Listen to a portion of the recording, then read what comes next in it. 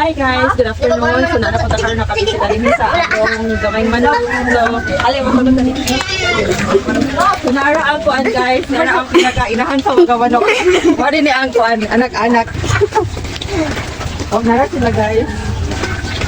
Oh, sila kazon. Uy, unsa man na? Dito ra kadapit. Na. Kanina yun. Ano pa tong studio? Ang mga adula. Okay, so karon mag-harvest ni Og. Ay, before to mag-harvest guys. Masasambang ka dyan. Tanawon ang i-intubate na to. Hindi po ba ito? Yung turban. Nara siya. Nasangit. Wala pa siya nakuan. Wala pa siya napiso.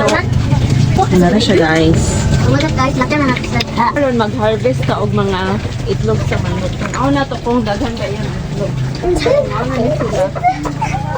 Kuha sa mga manok. Di ata.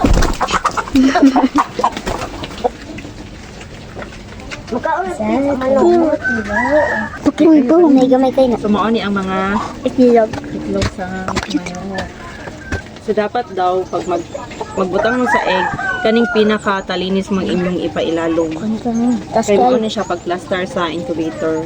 So tanaw ninyo, nara siyang pinaka-talinis. Puno na yun na.